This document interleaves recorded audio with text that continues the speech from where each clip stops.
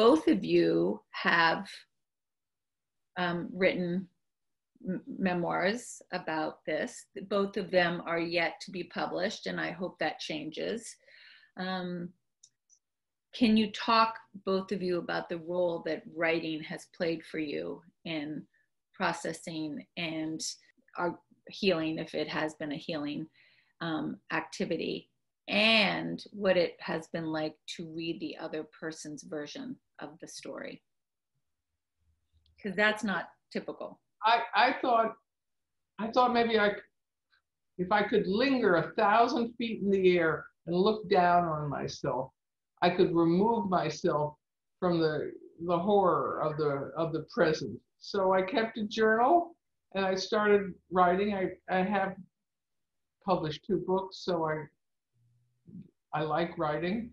And I thought, well, I'll just observe myself, because writing is observation.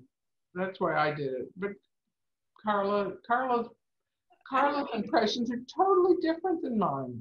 Yeah, I didn't really start writing until later on in Talia's illness. I started to do a blog, maybe once a month, maybe twice a month, just as a space to both scream and let people know that even though terrible things are happening, I'm still a human, and you don't have to tiptoe around me, or don't treat. It was a way of cueing other people as to how to talk to me. Mm-hmm. I'm not a hero mom. You don't have to avoid me because it's all too real. Like, this is something that happened. Now that you know what's happening over there, like, just you can come up and talk to me as a regular person.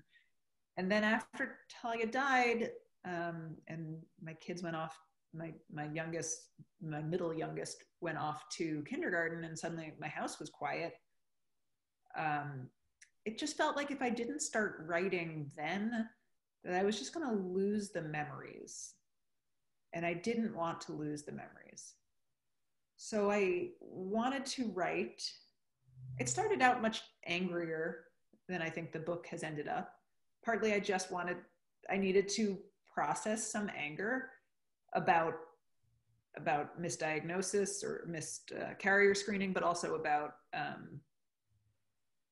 just about the world's approach to other people's tragedies, human interest stories, and how absurd they are. But I am more introspective, I think, than my mom. So we did write similar things. And in fact, initially, one of the ideas she planted in me was maybe we should write a joint book, which I just had to process it myself. I couldn't figure that out. In addition to a mother-daughter relationship, I couldn't add a co-writer relationship and a processing grief relationship. It was it was too much. So I wisely said no.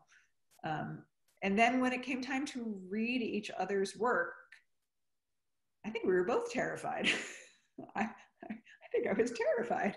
I didn't know necessarily whether things would be inaccurately represented, or whether my husband would,